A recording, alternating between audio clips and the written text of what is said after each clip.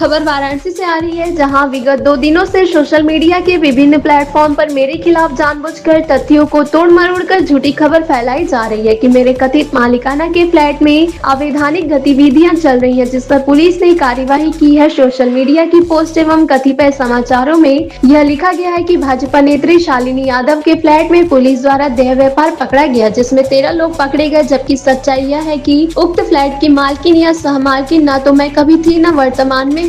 इस स्थिति में शालिनी यादव का फ्लैट लिखकर इतना बड़ा आरोप लगाना कहां तक न्याय संगत है। जहां तक 13 लोगों की गिरफ्तारी की बात जो इन्हीं लोगों द्वारा फैलाई गई, वह भी तथ्यहीन, क्योंकि पुलिस रिपोर्ट में उक्त फ्लैट में मात्र 3 लड़कियों को थाने पर ले जाने की बात लिखी गई है, जिन्हें सिगरा थाने से छोड़ दिया गया, जबकि अन्य 10 स्थित लोगों की गिरफ्तारी उक्त फ्लैट के अलावा किसी अन्य स्थान से पुलिस कार्यवाही में हुई है। किंतु उक्त संख्या को भी मुझे बदनाम करने हेतु मेरे नाम की न्यूज में दर्शाकर सोशल मीडिया पर समाचार व पोस्ट लगाए हैं, जो कि दुर्भाग्यपूर्ण है। वाराणसी से धनेश्वर साहनी की रिपोर्ट। मैं अपनी बातों को रखूंगा, क्योंकि ये जो घटनाक्रम हुआ है इसका संबंध मुझसे है। जिस फ्लैट की बात की जा रही है उस फ्लैट का तनहा मालिक मैं हूं, तो इस संदर्भ में मेरा दायित्व है कि मैं आप सबके बीच में अपनी बातों को रखूं और सही तथ्यों को लेकर के आऊं, जिसका सत्यापन भी आप कर सकते हैं।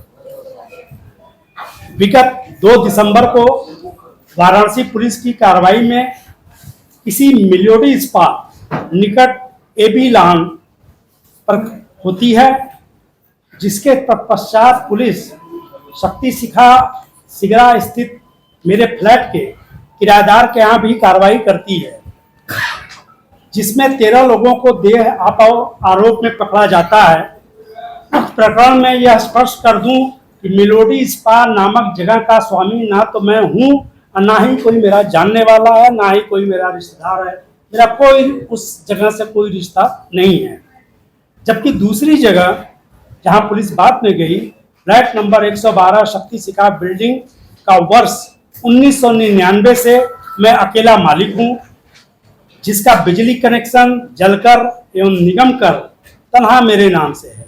क्योंकि मेरा आवास महमूदगंज में है, अतः उक्त फ्लैट को समय समय पर नियमानुसार एग्रीमेंट करके किराए पर पिछले 26 वर्षों से मैं देता चला आ रहा हूं।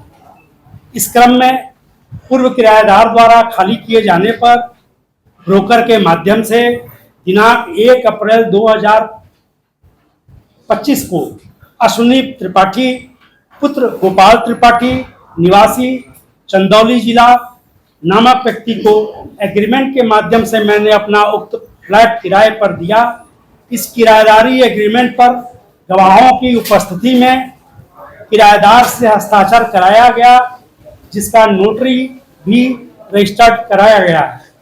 नेशनल मीडिया ने भी दिया है, मॉर्निंग के कुछ जिम्मेदार मीडिया ने भी दिया है। उन्होंने इसी बात को रखा है कि वो वहाँ किराएदार ने इस तरह के कृत्य किए हैं। और आज के जो किराएदारी एक्ट है, उस एक्ट में बड़ा स्पष्ट है, सभी को नियम मालूम है। एक बार हम एग्रीमेंट 11 महीने पे जब दे देते हैं तो उसके परिसर में हम उसी की अनुमति से अंदर जा सकते हैं। वैसे हम अंदर जाने के हकदार अपने आप से नहीं है।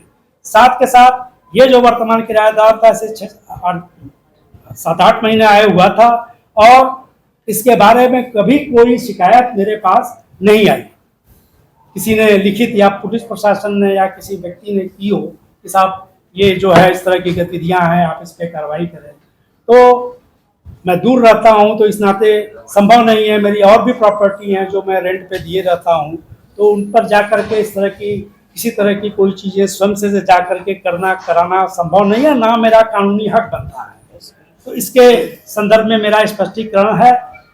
ऐसी स्थिति में मेरे द्वारा इस तरह के कार्य किए जाने की कल्पना नहीं कोई कर सकता। मुझसे जुड़ी बातें जानने के बाद ये गलत दुष्प्रचार किया जाना दुर्भाग्यपूर्ण है। और मेरा भी अनुरोध यही है कि अपने समाचार पत्र चैनल के माध्यम से यह बात लोगों तक पहुंचाएं, जो सही है, जो तथ्यपूर्ण है, जो पुलिस रिकॉर्ड में है और जिसके साक्ष्य मेरे पास है। आप स्वयं उसका निर्णय कर सकते हैं कि क्या गलत रहा है, क्या सही रहा है। लगातार अभी सोशल मीडिया पे काफी ज्यादा जो आरोप लगाए जा रहे हैं कि आपके फ्लैट में व्यापार के लिए पुलिस साथ छापेमारी हुई है, इसको लेकर भी क्या कहेंगे आप? देखिए, मेरा जो वर्जन था वो मैंने अभी आप लोगों के सामने प्रस्तुत किया कि जहाँ तक उस जो भी एक घटना हुई है उसमें मेरे नाम का उल्लेख आ जाना, जबकि उस प्रॉपर्टी से कहीं भी मेरा कोई लेना देना नहीं है, ना मेरा उसमें नाम है, ना कभी था, ना वर्तमान में। और उसको सोशल मीडिया के कुछ लोगों द्वारा पोस्ट के माध्यम से, समाचार के माध्यम से भी इस तरीके से जो दुष्प्रचारित किया गया कि शालिनी यादव के फ्लैट में, मुझे उस पर आपत्ति है कि मेरा नाम इसमें कहाँ से आ गया। अभी आप लोगों के सामने सारे तथ्यों को रखा गया, तो ये सिर्फ और सिर्फ एक राजनीतिक साजिश की तरफ है, जिसमें मैं साफ साफ कहूंगी कि जो विपक्षी दल हैं आज हताशा और निराशा में, जब उन्हें कोई और मुद्दा नहीं मिल रहा है तो वो सिर्फ अपने कुछ राजनीतिक लाभ के लिए इस तरीके की घटना को अंजाम दे रहे हैं। और जिसमें बड़ा दुर्भाग्यपूर्ण है कि विपक्षी दलों के वरिष्ठ नेतागण, उनके कार्यकर्तागण, उनके पदाधिकारीगण, उन लोगों ने खुल करके इस घटना को प्रचारित किया है। और साफ साफ से है कि ये पूरे विद्वेष से ये मेरे ऊपर एक राजनीतिक हमला है, और इसका जवाब मैंने आप लोगों को दिया है। और मैं आप लोग के माध्यम से ये भी बताना चाहूँगी कि मैंने बड़े संघर्ष और मेहनत से अपना रास्ता बनाया है बाबूजी के आशीर्वाद से, और मैं राजनीति में जनता की सेवा के लिए आई, जनता की लड़ाई लड़ रही हूँ। और अब हमला अगर मुझ पर हुआ है तो सबसे सर्वप्रथम मेरा कर्तव्य है कि मैं ये अपनी लड़ाई में पहले लड़ूंगी। आपके किराएदार इतने दिनों से देह व्यापार का धंधा जो है चल रहा था आपके फ्लैट पर, क्या इसके बारे में आपको कभी कोई जानकारी नहीं हुई? मेरा किराएदार, फिर आपने वही बात कही जो दूसरे लोग कह रहे हैं, मेरा कोई किराएदार नहीं है। आप मुझसे मेरी बात करें तो मुझे लगता है ज्यादा उचित होगा। मेरा किराएदार नहीं, यही बात तो सबने दुष्प्रचारित की है, और मुझे लगता है आज अब यहाँ पर उस पर रोक लग जानी चाहिए। आप किस तरह का संदेश देंगे, क्या खंडन करना चाहते हैं?